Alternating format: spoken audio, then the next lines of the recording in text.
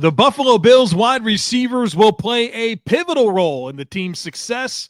I'm going to tell you why you should be excited, concerned, and curious today on Locked On Bills.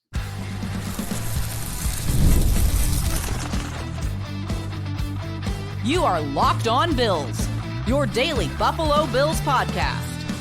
Part of the Locked On Podcast Network, your team every day.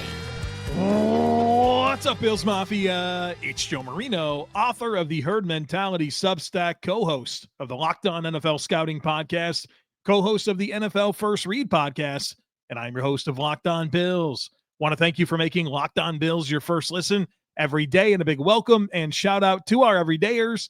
You know who you are. Those of you who never miss a single episode, I appreciate y'all being here very, very much. I'd also like to invite you to subscribe or follow for free on YouTube or wherever you listen to podcasts. We're part of the Locked On Podcast Network, your team every day.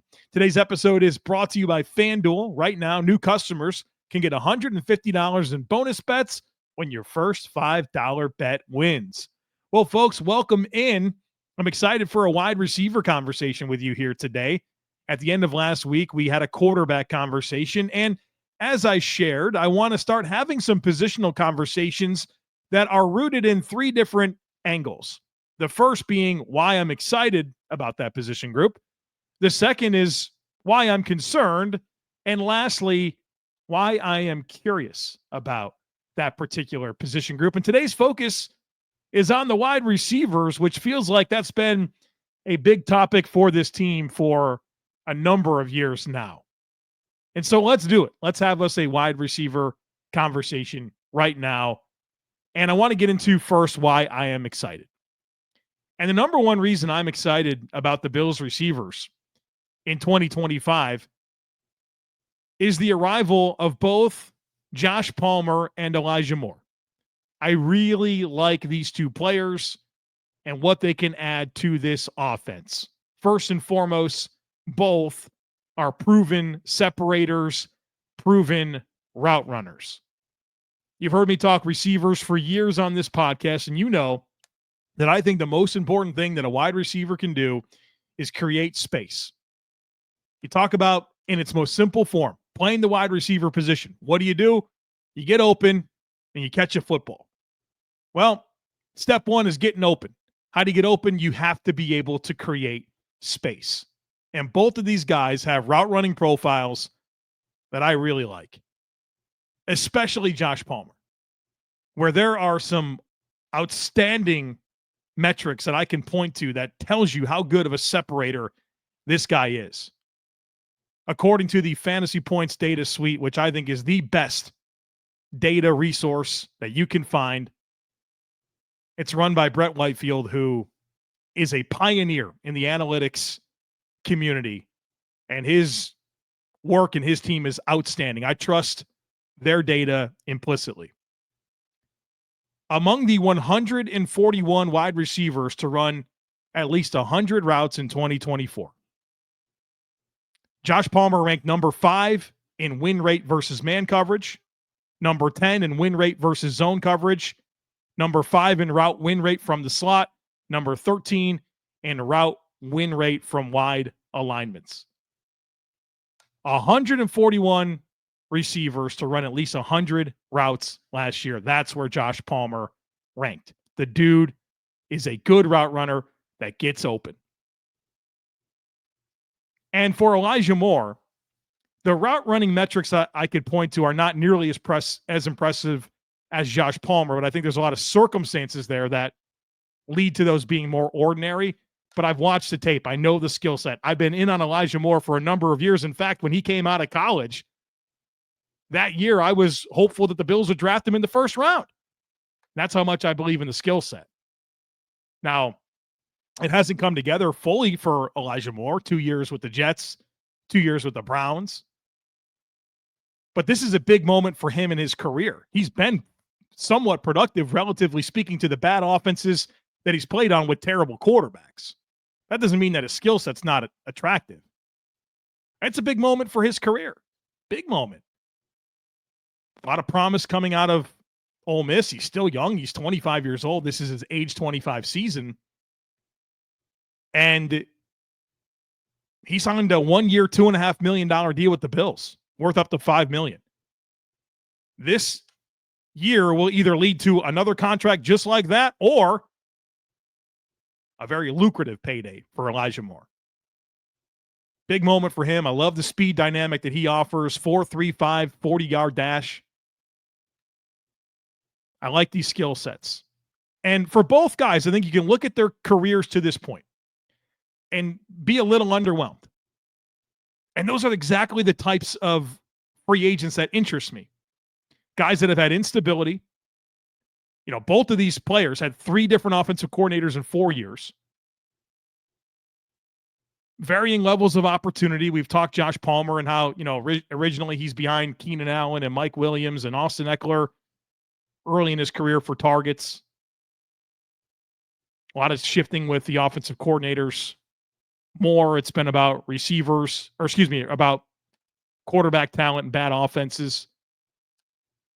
These guys have a great opportunity, both of them, to really make some noise this year. And I love that these guys are adding youth to the wide receiver position. The Bills said goodbye to Amari Cooper and Mac Hollins. Mac Hollins is 32. Amari Cooper is 31. You replace him with Josh Palmer, who's entering his age 26 season, and Elijah Moore, who's entering his age 25 season. You got younger, and I like the skill sets a lot more. So I'm excited about the new arrivals of Josh Palmer and Elijah Moore. Number 2, as to why I'm excited, it's Khalil Shakir. The trajectory for Khalil Shakir has been terrific, and it's happened very fast. Came on down the stretch in 2023. You've heard me say it. He had 60 less targets than Stephon Diggs over the last 12 games, but had more receiving yards. So he really started to come on down the stretch in 2023, and then he enters 2024 as the only receiver that's returning from the year prior and expected to really take on a bigger role. And he did. He had 100 targets last year in 2024. Keep in mind, he had 65 combined in his first 2 seasons. 100 last year. There's a comfort that I think is going to come with Khalil Shakir as he's now entrenched into this role where it's no longer wondering where he falls into this pecking order. He's a preferred target. He's a primary piece of this passing game. And he knows what to expect. After 65 combined targets his first 2 years, 100 last year, he knows what's coming. And he's young. He just turned 25 in February. And I also believe there's a lot more to unlock in his game. Last year, his average depth of target was 5.6 yards from the line of scrimmage. You saw a lot of screens, a lot of manufactured touches to Khalil Shakir, and he was terrific in that type of role. And I think that should be preserved, but I think there's more for him in the intermediate parts of the field, down the field. I think he can offer this team some playmaking ability on more levels of the field. And I think as he's now more established in his role, as he's returning with the offensive coordinator, as there's hopefully better production around him, I think it's going to unlock more opportunities for Khalil Shakir and what he can do overall, as opposed to, hey, a lot of quick game, allow him to produce after the catch. I think you want that to be part of it, but there's more that he can do. And I think you saw that in 2023 and even at times in his rookie season where he didn't get that much opportunity, but you saw him make some plays down the field. The last thing I want to get into in terms of why I'm excited about this wide receiver core, it's the overall versatility of the group. I like looking at really any position group and seeing a lot of variety of skill sets. I want to see a lot of things on the menu for how you can attack the opposition, and I think the way you can do that is with skill set variety, and I see a lot of variety and versatility in this group. The Bills have some good size players in a Keon Coleman and a Josh Palmer. They have alignment versatility. I can look at all of these receivers, and you think of the perceived top 5 as Shakir, Coleman, Palmer, Moore, Samuel. And I see guys that can play inside and outside. And some of them will be more optimized inside versus outside, but I don't think any of them are limited to any one spot. I see yards after catch talent. That was a big part of the formula last year. Khalil Shakir, unbelievable yards after catch player. Keon Coleman was terrific as a yards after catch player. Curtis Samuel can help in that capacity. You've got speed. You've got 2 guys that run in the 4.3s in Elijah Moore and Curtis Samuel.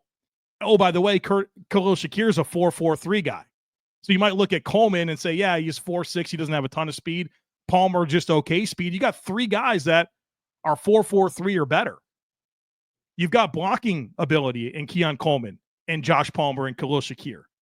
Point being is that regardless of the mix of receivers the Bills have on the field, they should have favorable matchups to attack based on what the Bills have and what the defense is going to be putting against them. There should be matchup opportunities regardless of which players are on the field. So plenty of reasons to be excited. There's also some reasons to be concerned.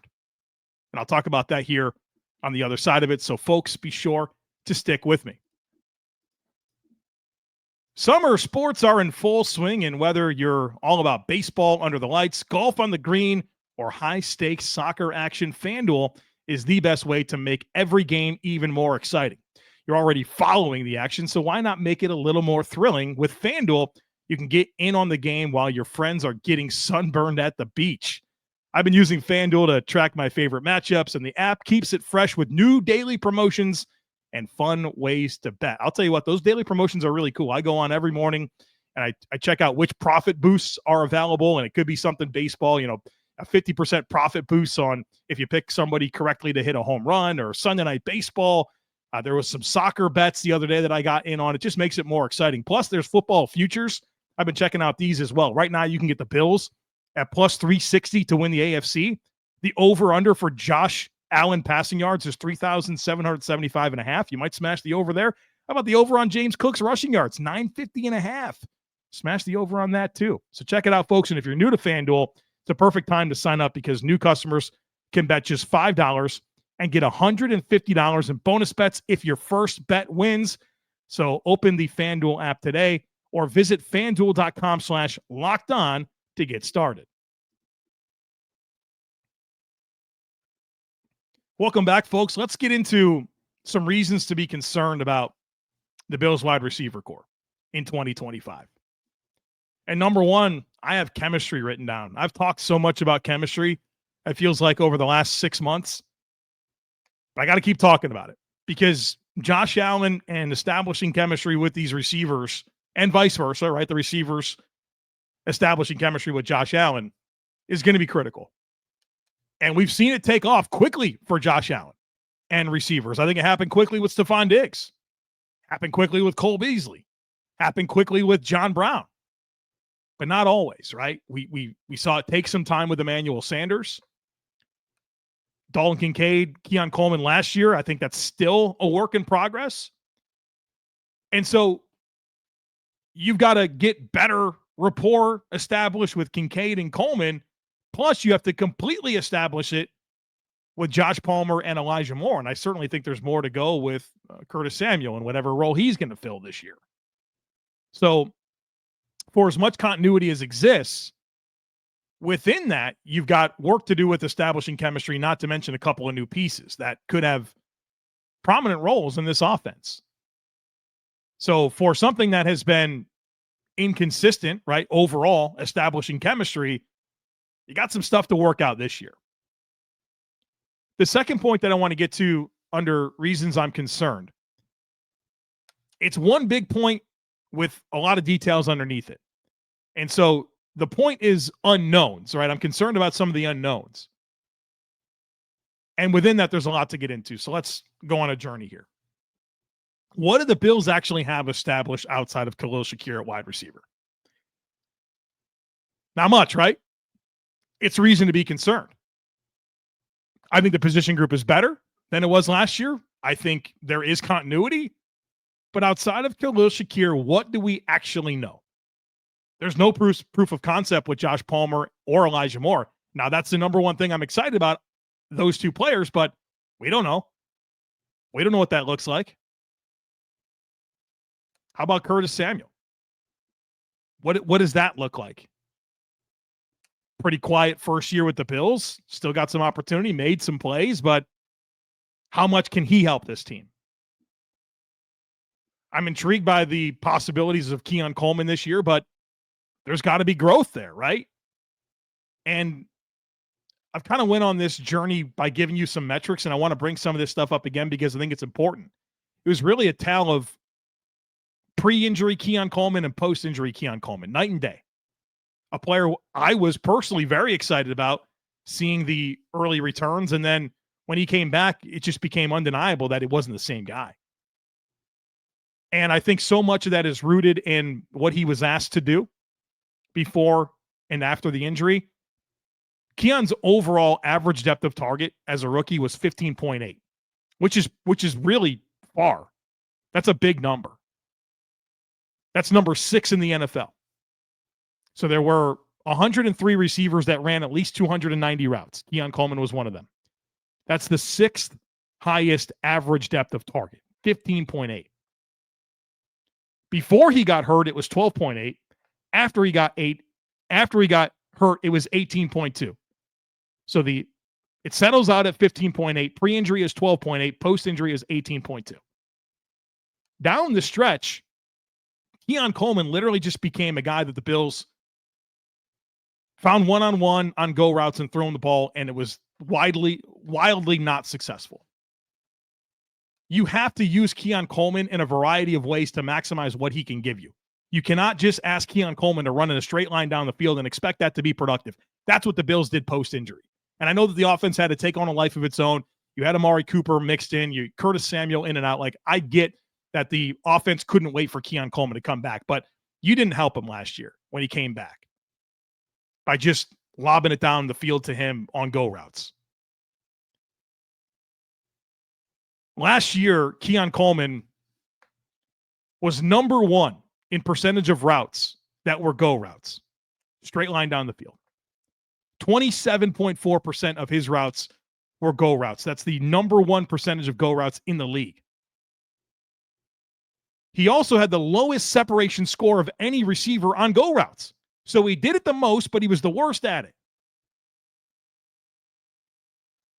He had the 11th lowest route win rate on go routes, but did it the most. Lowest separation score, 11th lowest win rate. Also not very good in contested catches. I told you 103 receivers ran at least 290 routes last year. Keon Coleman finished 100 out of 103 in contested catch rate. That to me, that's always been a fake part of what people get excited about with Keon Coleman. He wasn't metrically a good contested catch guy in college. I know he profiles that way, but he's never been super good at it. He has some jaw-dropping moments, don't get me wrong, but overwhelmingly not very consistent. So not a very good down-the-field receiver, not very good in contested situations. But look at where he is good. Number 4 in the league in yards after catch per reception. Number 1 in yards after contact per reception. 5th in missed tackles forced per reception. Come on now. You got to get him going in different ways. It can't just be running a straight line down the field. Oh, by the way, he was 91st out of 103 in catchable target percentage. So there speaks to the chemistry that needs to happen with Keon Coleman as well. So there's a lot of unknowns, and I think there's a really nice path for Keon Coleman to be a helpful part of this passing offense, but it can't be what he was asked to do down the stretch. It has to be a more overall thing, because no team in the world, no corner in the league is afraid of carrying Keon Coleman one-on-one down the field and matching steps. You have to get him going in other ways, particularly some of the quicker passes, ask him to win some leverage, and then use that yards after catch talent, use that ability to force missed tackles, that body control, all of those things. So that way it makes him less predictable for what he's going to do, but also a bigger challenge because there's more that he's going to do. So point being here is, outside of Khalil Shakir, what do we actually know? We don't know anything about Palmer and Moore. We like the skill sets. Curtis Samuel, how big is the role? What can he actually offer this team? What's Keon Coleman going to be asked to do, and how does he deliver this year? So I think it's fair to say, like, I simultaneously love the makeup of this group. I think it's improved. I like the combination of skill sets, but what do we actually know outside of Khalil Shakir? We'll find out. It'll be a big part of defining this season and how good this offense is. And I know, look, the Bills offense was unbelievable last year, right? I've said repeatedly, probably the best offense the Bills have ever put on the field. Certainly compared to the league. I mean, a top 3 offense, however you want to measure it. But as we look for this team to really become dynamic and be a juggernaut and a team that we watch and say, yeah, that's a team that's going to go win the freaking Super Bowl, you want to feel good about how this all comes together. And it certainly can, but it's not without some concerns. All right, coming up next, what I'm curious about, including some commentary on a player that I would be surprised if they made the roster, but probably the best Bills beat reporter out there said that he's on schedule to make the roster. So we'll talk about that here on the other side of it. So folks, be sure to stick with me.